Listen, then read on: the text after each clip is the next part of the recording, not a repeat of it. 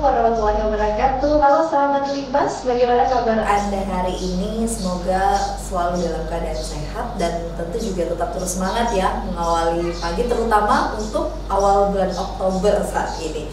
Nah, sahabat Libas, seperti biasa setiap bulannya kita akan berjumpa dengan tentu narasumber dari Kantor Bahasa Sulawesi Tenggara yang lagi-lagi ingin banyak menyampaikan terkait hal-hal apa saja yang menjadi program prioritas dari Kantor Bahasa.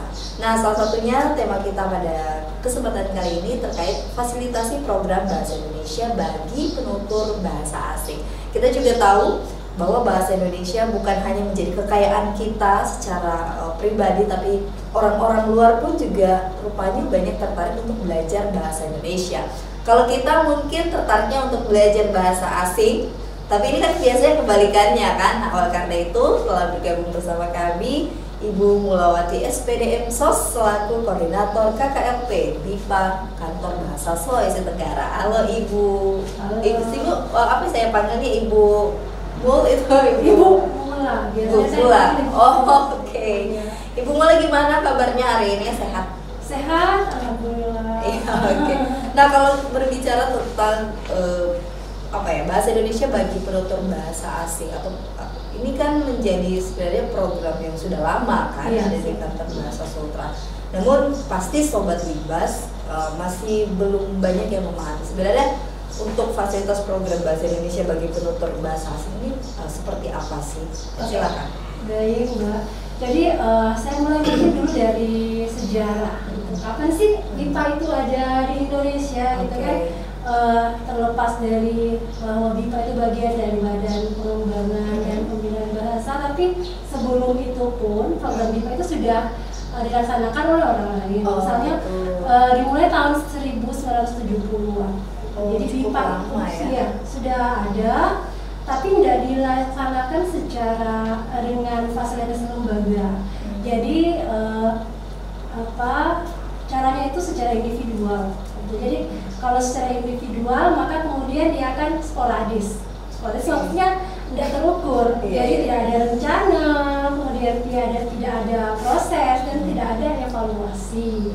Nah, setelah itu, setelah tahun 1970-an maka kemudian berkembang. Tahun 80-an sudah ada lembaganya, khususnya di universitas yang ada di Indonesia.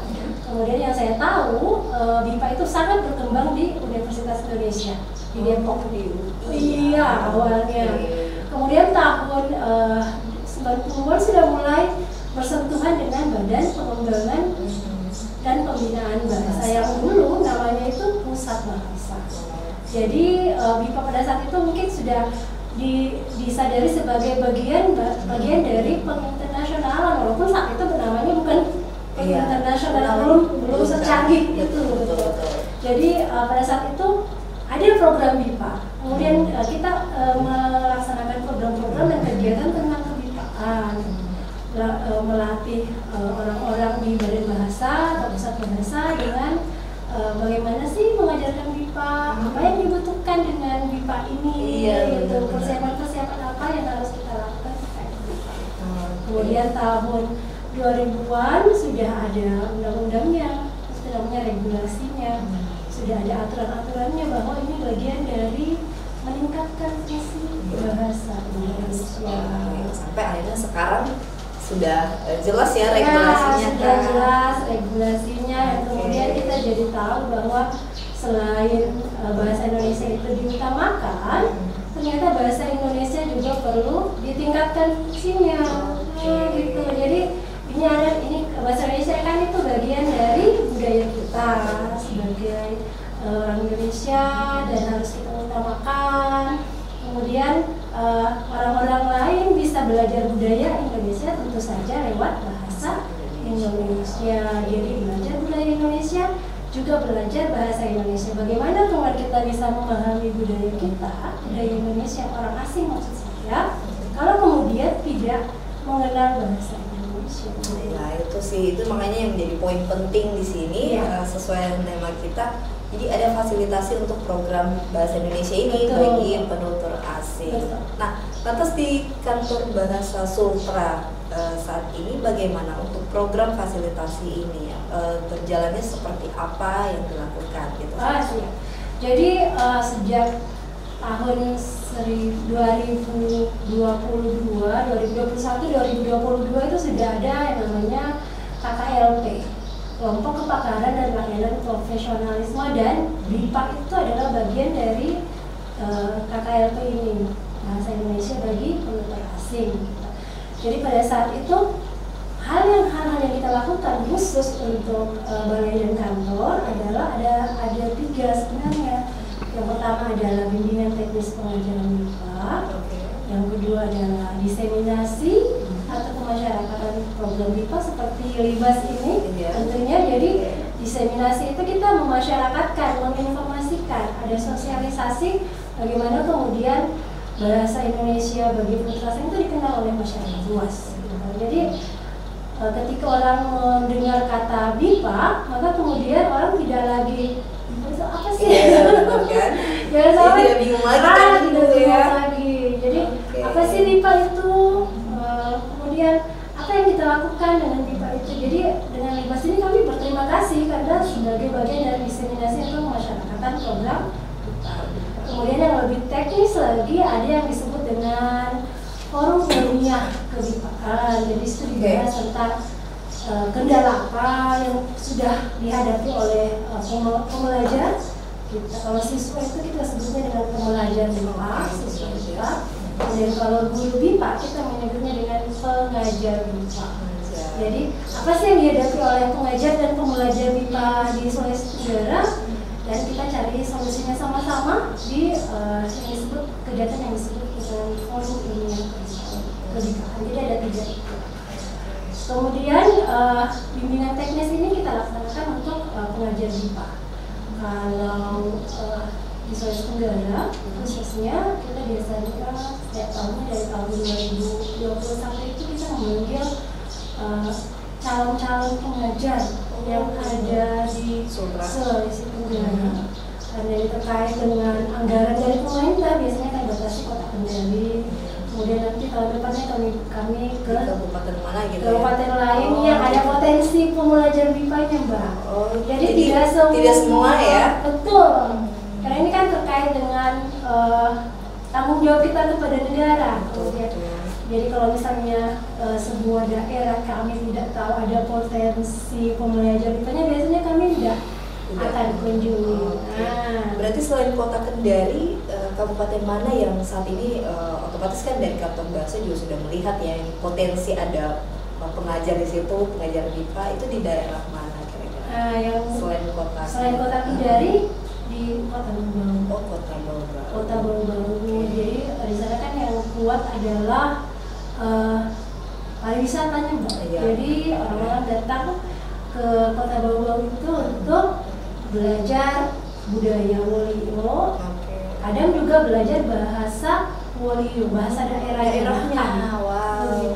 Tapi ini memang tidak menutup kemungkinan kan, maksudnya selain bahasa Indonesia bagi penutur asing, tapi juga bahasa daerah setempat juga boleh ya untuk benar. Jadi kami bermitra dengan salah satu lembaga di Kota Bau namanya Interkultural Education Partner. Jadi di lembaga itu ternyata setelah kami mendata, karena kami melakukan pendataan terkait pengajar BIPA di Sulawesi Tenggara, ternyata pembelajarnya atau siswanya itu dari India, dari Australia, dari Amerika. Kemudian belajar apa sih, Mbak, di sana? Ada bahasa Indonesia, ada bahasa Wolio, belajar secara daring atau online, juga datang ke Kota Bau untuk belajar budaya dan bahasa Wolio. Gitu, Mbak. Jadi tidak menutup kemungkinan bahwa akhirnya orang-orang asing pun akan mengenal budaya kita ya, karena dengan adanya program fasilitas program BIPA ini. Iya. Lantas kalau untuk di Sultra, bagaimana setelah melihat dengan adanya fasilitas program bahasa Indonesia bagi penutur asing ini, tingkat ketertarikan dari ya para orang asing atau para wisatawan ya untuk tahu mengenal seberapa persen sih akhirnya meningkat gitu Bu, gimana? Kalau itu sebenarnya kami belum ada datanya, tapi akan terus kami usahakan supaya BIPA itu menjadi bagian dari program pemerintah yang kemudian menunjang aspek pariwisata dan budaya yang ada di Sulawesi Tenggara. Tapi kalau misalnya khusus sekali, tidak hanya pariwisata, Sulawesi Tenggara kan kita tahu terkenal dengan aspek pertambangan, bidang pertambangan di salah satu kabupaten Konawe, khususnya di Morosi. Nah, fasilitasi di Morosi itu kami sudah melakukan 2 kali kunjungan bersemuka atau tatap muka dan beberapa kali koordinasi via WA atau via daring lainnya. Jadi awalnya kami kunjungan dulu bertanya gimana sih situasi kebahasaan bahasa Indonesia di sana gitu. Dan ternyata bagaimana itu responnya? Apa sih yang terjadi? Apakah memang betulkah kata-kata orang bahwa harus berbahasa Cina? Nah, kemudian ternyata setelah ada koordinasi awal pada tahun 2022 bulan November, kami mendapatkan penjelasan bahwa ternyata mereka dibekali bahasa Indonesia pada saat tiba dari negaranya ya? Tiongkok. Tiba dari Tiongkok. Kemudian hanya saja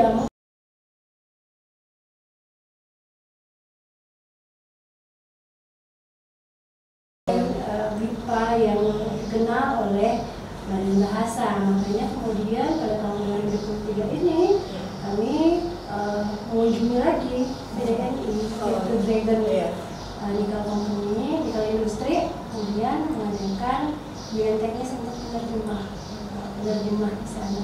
Dan itu sudah dilakukan ya? Ya, sudah dilakukan dan ini akan dilakukan terus menerus sebagai kelanjutan ya? Betul, sebagai bagian dari fasilitasi BIPA di